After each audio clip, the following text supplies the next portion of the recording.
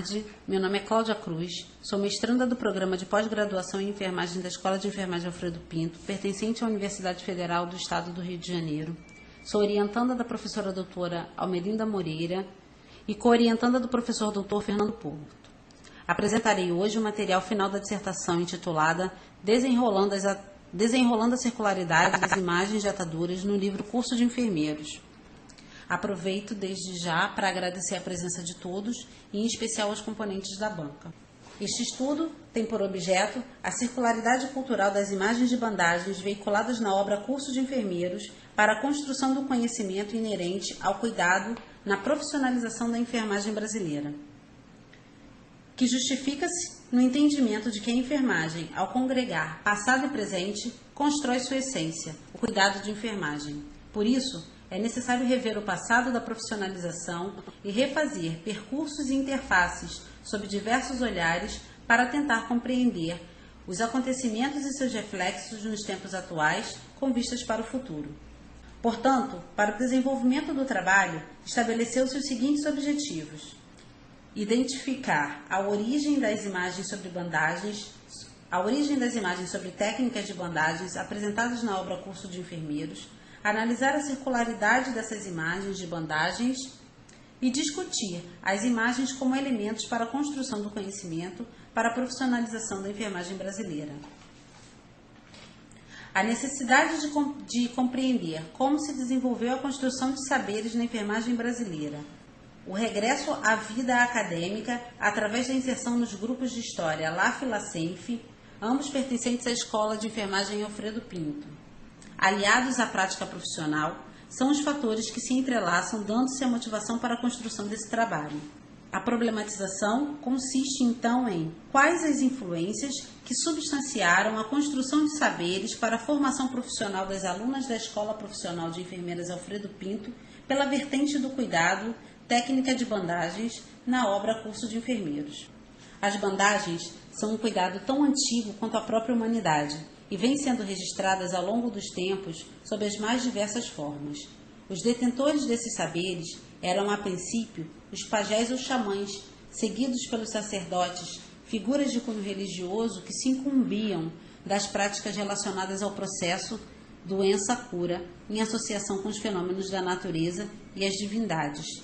Com o avanço das ciências, surge uma figura de cunho mais científico que religioso, que se dedicava aos processos do corpo humano e formas de intervenção para a recuperação da saúde, mesclando cura e cuidado em uma só figura. No decorrer da história, há vários registros que confirmam a grande utilização das bandagens para diversos fins, como, por exemplo, o conjunto de plaquetas conhecido atualmente como Tratado de Diagnóstico e Prognóstico, um dos mais antigos escritos cuneiformes que fazem referência aos cuidados com os enfermos. Especificamente em uma das tabuletas, foi indicado que nos cuidados pós-operatórios de cirurgias no tórax se aplicasse um enfaixamento com uma atadura embebida em óleo de gergelim, uma planta herbácea com reconhecida atividade medicinal. Nos papiros de Ebers e Smith, os mais conhecidos documentos egípcios sobre atividades na área da saúde também indicam a utilização das bandagens tanto para tratamentos clínicos quanto cirúrgicos. Contudo, os registros mais abundantes sobre o uso das bandagens se referem à mumificação, uma das fases do ritual funerário, a que eram submetidos alguns indivíduos do Antigo Egito, onde o enfaixamento do corpo era uma das etapas desse processo, constituindo-se na aplicação de faixas de linho ou algodão, que eram preparadas antecipadamente com resinas de origem vegetal para evitar a umidade e a proliferação bacteriana e fúngica. Na medicina da Roma e Grécia Antigas, seus maiores expoentes também fizeram registro sobre o uso das bandagens. Uma das mais famosas coletâneas da medicina antiga, o Corpus Hipocrático, menciona que na fratura de mandíbula se deveria usar bandagens em forma de tiras, confeccionadas com material em couro, juntamente com uma espécie de pomada para a cicatrização da pele. Tem-se ainda relatos da utilização das bandagens em outros campos, além daqueles citados e já conhecidos para o tratamento de enfermos, como os frontes de guerra, onde o quantitativo de indivíduos feridos é enorme, se fazendo necessário a aplicação de bandagens nas suas inúmeras indicações. O método utilizado para o desenvolvimento do estudo foi a abordagem pela microhistória, que que se apresenta como um método que utiliza-se de vestígios para reconstruir fatos e acontecimentos de uma determinada época passada. Apesar da pluralidade de opções metodológicas pela microhistória, a abordagem adotada por cada historiador é quase que singular. Portanto, para este estudo será adotado o método desenvolvido por Carlos Ginzburg, que é a circularidade cultural. Entendendo que o termo cultura é bastante complexo por englobar certo conjunto de crenças, atitudes, valores, práticas, tradições e ritos. Para Ginzburg, a circularidade cultural se faz na relação entre classes, popular e letrada, nobres e plebeus, ricos e pobres, ou seja, dominantes e dominados. Para o historiador, a cultura popular surge em oposição à cultura letrada da classe dominante, e os elementos culturais não apenas se movimentam entre as classes dentro de uma determinada sociedade, mas conseguem até extrapolar limites geográficos. Ele acredita que, além da produção textual, as imagens também se configuram como veículos que permitem o trânsito de elementos entre as classes. Estas têm como características intrínsecas a estimulação dos sentidos e dos pensamentos de seus observadores, o que possibilita interpretações diversas das informações contidas no cerne das imagens, de acordo com o repertório cultural que carrega os observadores. Temos, então, como principais fontes a compor o corpus documental deste trabalho as seguintes obras em formato de manuais: Curso de Enfermeiros, de Adolphe Possolo, Presse iconographique de Bandager, Passeman e Appareil, de Goffres, e Le Bandager et Appareils à Facture, de Guillemin. Os manuais, no meio acadêmico, não são encarados como meros instrumentos de apoio didático, mas sim como peças fundamentais para o desenvolvimento das ações de ensino, utilizadas tanto no passado como no presente.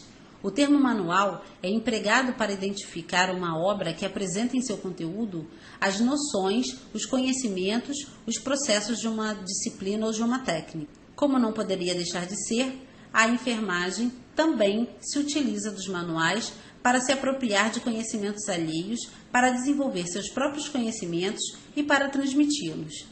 A preocupação em instruir aqueles que exerciam os cuidados aparece desde muito tempo. Posto isso, identificou-se cerca de 21 manuais bastante antigos que foram elaborados para a instrução de enfermeiros e, curiosamente, quase que em sua totalidade, apresentam o tema bandagens em seu conteúdo. Esses manuais ganharam fama em outras regiões que não as suas de origem.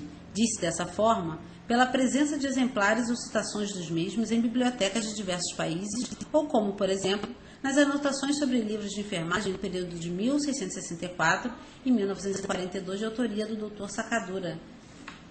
Dr. Costa Sacadura, diretor da Escola de Enfermagem Arthur Ravar, em Portugal. No Brasil, até o momento, tem-se informações de manuais de enfermagem que datam da época de 1916 e alguns outros que seguem ao longo dos anos, mas não se tem informações sobre livros utilizados para o ensino da enfermagem ou dos cuidados de enfermagem anteriores a esta data. Um dos manuais aqui elencados é uma das nossas fontes de análise, o livro Curso de Enfermeiros. E para melhor entendermos a obra e seus conteúdos, vale uma breve apresentação de seu autor.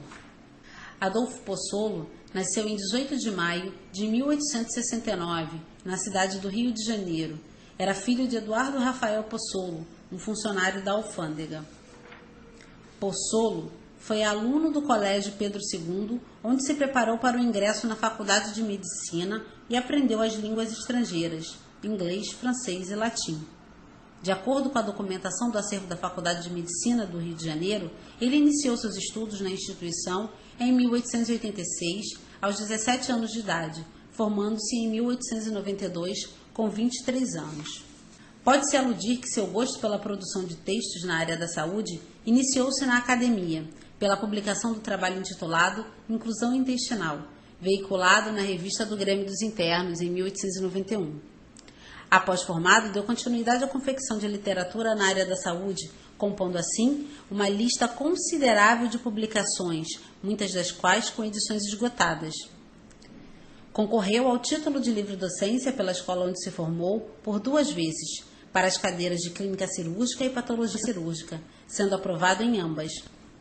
Atuou profissionalmente na Associação do Comércio do Rio de Janeiro, onde era médico cirurgião, no Regimento de Polícia do Estado do Rio de Janeiro, no Ambulatório Rivadavia Correia, como chefe de serviço de cirurgia, e na Colônia de Psicopatas de Vargem Alegre, primeiro como cirurgião e posteriormente como diretor.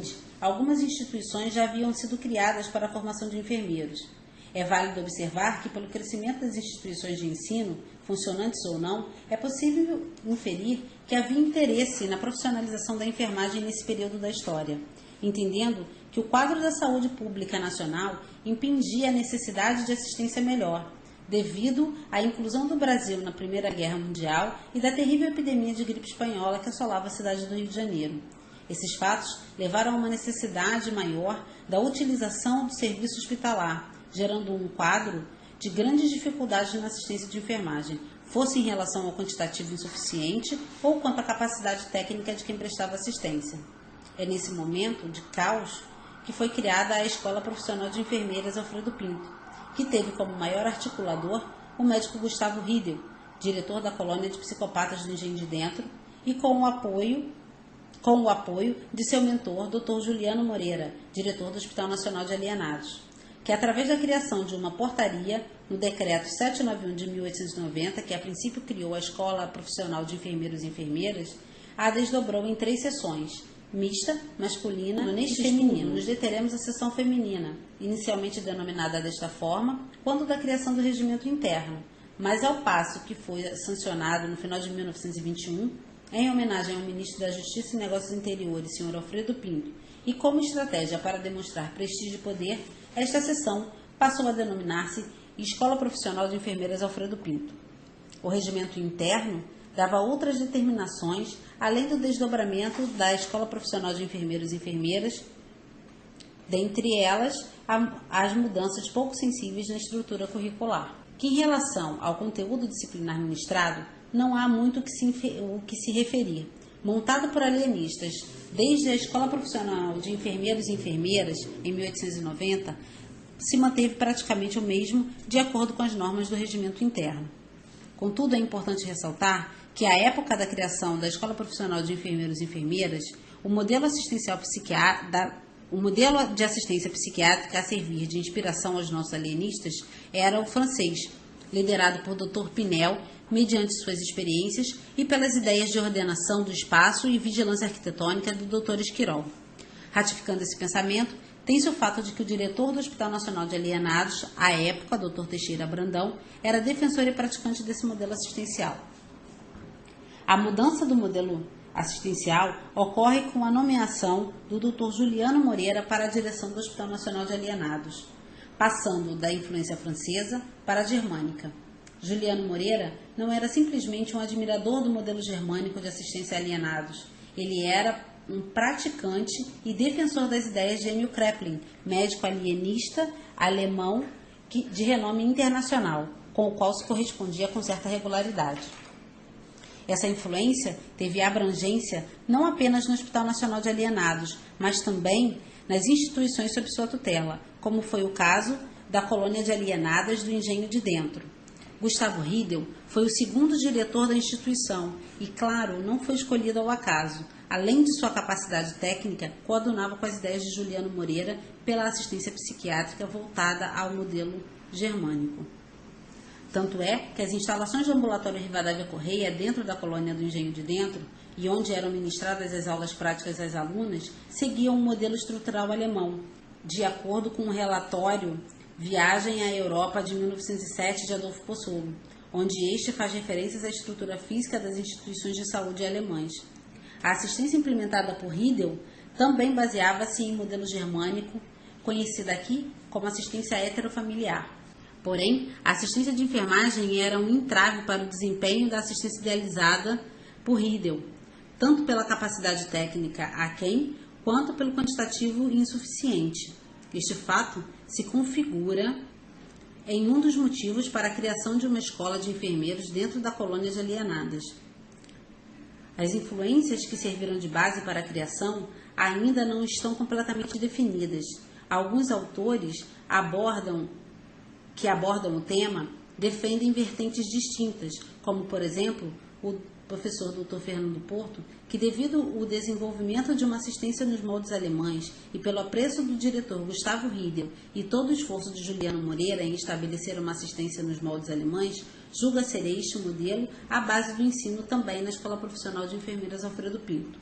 Contudo, a doutora Almerinda Moreira, em decorrência de seus estudos sobre a profissionalização da enfermagem brasileira e entendendo a importância do currículo para a construção de tradições e, com isso, da identidade de uma profissão, defende a vertente de que a influência para o ensino da Escola Profissional de Enfermeiras Alfredo Pinto sobrevém do modelo francês da Escola de Salpêtrière, tendo em vista que este era um modelo vigente à época da confecção do currículo da Escola Profissional de Enfermeiros e Enfermeiras, e que no desdobramento e inauguração da Escola Profissional de Enfermeiras Alfredo Pinto, as modificações na base curricular foram ínfimas.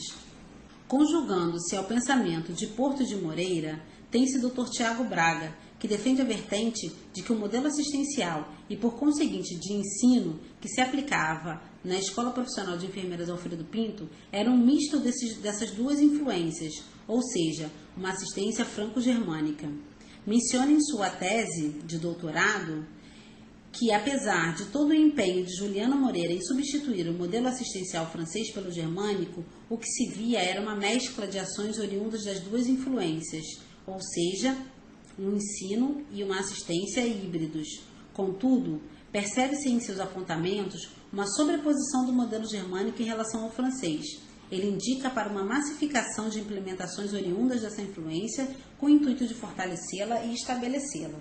Como resposta ao questionamento problematizador sobre quais as influências que substanciaram a construção de saberes para a formação profissional das alunas da Escola Profissional de Enfermeiras Alfredo Pinto, ainda não se sabe de certo sobre a possibilidade de uma assertiva, até mesmo porque a delimitação do estudo se encontra direcionada para as imagens das técnicas de bandagens, veiculadas nas obras de Adolfo Pozzolo. Por isso, faz-se necessário uma observação mais profunda do conteúdo do capítulo escolhido para este estudo, que no caso se dará pelas imagens referentes às técnicas de bandagens. O capítulo está contido na primeira parte do livro. O capítulo em questão é o 6º e está contido na primeira parte do livro, sendo composto em média de 70 páginas e 126 imagens, das quais 10 páginas e 39 imagens estão referentes a bandagens. A descrição das técnicas propriamente ditas segue o sentido céfalo-caudal. Ele inicia pela cabeça, seguindo pelo tórax, abdômen e membros, atrelando a explicação de uma técnica tanto para membros superiores como para os inferiores. Para uma melhor visualização do material imagético apresentado, decidiu-se agrupá-los por regiões do corpo a que se referem, constituindo 7 grupamentos, a saber, materiais correlatos, membros superiores, cabeça, região cervical, tórax, abdômen e membros inferiores. Destaca-se que todos esses grupamentos aparecem em todas as 7 edições apresentadas neste estudo, e pela análise realizada, identifica-se que as mesmas imagens estão presentes em todas as edições. Contudo, não estão dispostas exatamente na mesma ordem, variando de acordo com as edições. Para a construção dessa parte do capítulo, Pozzolo utilizou como fonte o livro Le Bandager et les appareils à fracturer, de I.F. Gilman, edição de 1875, conforme é referenciado ao final do livro Curso de Enfermeiros. Este manual é específico para a realização de bandagens e apresenta inúmeras técnicas e aparelhos para imobilizações e fraturas. É composto por prefácio e 2 seções, com um total de 155 imagens, sendo que 71 são referentes às bandagens e estão inseridas na parte que versa sobre este assunto. Interessante notar que a disposição dos capítulos segue um trajeto céfalo-caudal, diferentemente do apresentado por Pozzolo, que não dividiu a apresentação em seções ou subseções e tampouco parece ter tido critério para a disposição das imagens. De acordo com as informações contidas no prefácio do livro, este autor teve como base científica de apoio as obras Traité méthodique Le Bandager, de autoria de Fournier, publicada em 1671, e Preces iconographiques de Bandager, Passeman e Appareil, publicado em Paris em 1836 pelo Dr. Joseph-Marie Achilles Goffres. A partir da citação da obra de Goffres no prefácio, pode-se deduzir que Guillemin se inspirou nas imagens contidas no livro para absorver conhecimentos, principalmente, e que tenha se utilizado dessas imagens para se inspirar para a criação das suas próprias ilustrações. Como pode ser observado, as imagens são parecidas, mas não são idênticas, inclusive pela estrutura corporal da figura que se apresenta como um modelo humano. Já para as bandagens, as semelhanças são mais acentuadas, o que ratifica, juntamente com a referência na apresentação do livro de I.F. Guillemin, que a obra de Goffres teve influência decisiva, pelo menos no que tange às informações imagéticas. Não se pode precisar quem foi o autor das imagens no livro de Goffres. Contudo, atribui-se a autoria de grande parte dos desenhos da obra de Guillemin a ele mesmo. Essa afirmação pode ser feita pois muitos dos desenhos estão assinados por ele, e aqueles que não estão assinados possuem traços faciais dos indivíduos representados idênticos aos com assinatura. Diante da apresentação das fontes de apoio para a obra Curso de Enfermeiros, partiremos para a visualização da circularidade dessas imagens e seus próprios conteúdos. Para isso, as imagens foram dispostas na forma de mosaicos, de acordo com o autor e grupamentos a que pertencem, sendo apresentadas em ordem cronológica e espacial para uma melhor visualização e entendimento do percurso feito por elas, iniciando com as imagens de Goffres, seguidas pelas de Guillemin, finalizando com as de Adolfo Possolo. Devido ao grande número de imagens, será apresentado aqui apenas alguns mosaicos, porém sem prejuízo do entendimento e visualização da circularidade das imagens e do seu conteúdo. Neste mosaico, temos as imagens sobre técnicas de bandagens aplicadas à região da cabeça, crânio, face e estruturas. Como se pode identificar, são muitas imagens apresentando certa semelhança entre si. Nota-se nitidamente que as imagens do livro de Guillemin, parte central, foram extraídas em todas as suas formas, expressões e posições e apresentadas no livro curso, no capítulo Curativo e Pequenas Cirurgias do livro Curso de Enfermeiros, em todas as edições apresentadas neste estudo. O destaque diferencial para as imagens deste mosaico imagético se dá para as imagens de número 29, 30, 35 e 36. Nelas se pode visualizar a técnica e o material distintos, contudo, em análise perscrutada por meio da legenda, pode-se identificar que na obra de Possolo, a imagem de número 36 recebe a identificação de nó de embalador, enquanto na obra de Guillemin, essa denominação está para a imagem de número 29. E a denominação de fronda de galeno, lenço, no capítulo Curativos e Pequenas Cirurgias, está para a imagem de número 35, quando no livro Le Bandager e Appareil à Fracture se refere à imagem de número 29. Infere-se que esses equívocos fazem parte da circularidade da imagem, no que se refere aos elementos entre as classes, que interpretam ao seu modo e de acordo com suas condições culturais, não apenas reproduzem ao pé da letra. Sendo assim, eles são assimilados, interpretados e repassados a outros indivíduos da forma que melhor possa se entender. Este outro mosaico imagético é sobre técnicas de bandagens aplicadas aos membros superiores. Essas imagens estão contidas nas 3 obras e se dividem em mãos e braços. O material utilizado para os braços é a echarpe, além das ataduras, configurando um misto de materiais utilizados como as faixas e o tecido. As echarpes na obra de Possolo, apesar de não terem sido elencadas como material possível para a realização de bandagens, tão pouco descritas em meio ao texto, aparecem com certa frequência nas imagens, principalmente neste grupo, apresentando-se assim como texto imagético, o que não ocorre nas obras de Guillemin e Goffres. Eles não apenas mencionam o material, mas também as explicações e a forma operacional do uso da técnica. Infere-se a possibilidade da ausência de explicação por Possolo do material echarpe em virtude de se tratar de um material comum, ou seja, podendo ser considerado menos profissional.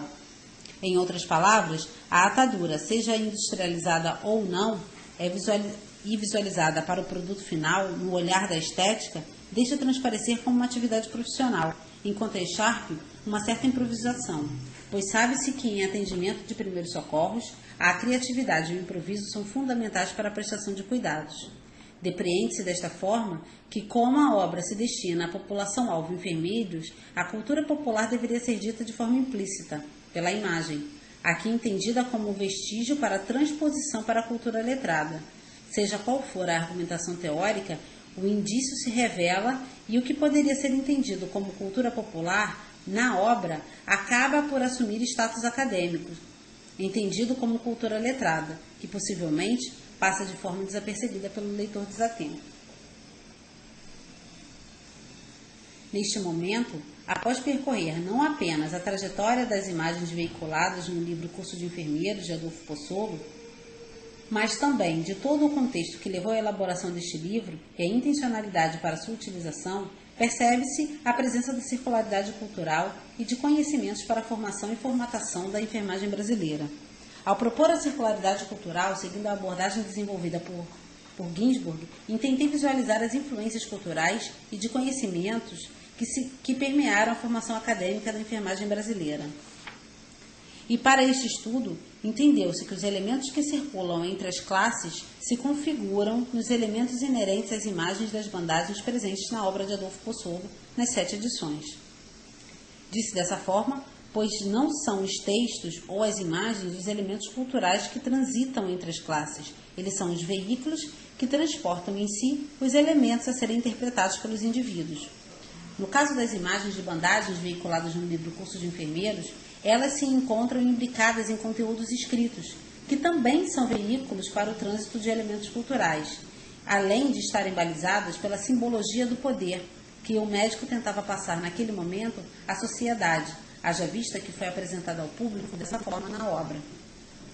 Tendo em vista que as imagens dentro de uma obra com fins didáticos, utilizadas como dispositivos imagéticos, se assim podem ser chamadas, são como instrumentos que o mundo antigo e moderno desenvolveu e determinou para serem os representantes e substitutos do preceptor ou orientador, aquele autorizado a transmitir as informações como mensagens a serem consumidas, elas foram e são elementos de composição e formação de conhecimento, assentadas e respaldadas na construção científica dentro da linguagem plástica. O que se colocou em discussão no presente estudo e que ficou evidenciado pela análise comparativa das imagens contidas no livro Curso de Enfermeiros foi a influência de autores franceses, colocando em discussão também a influência do modelo assistencial alemão para a formação acadêmica da enfermagem brasileira.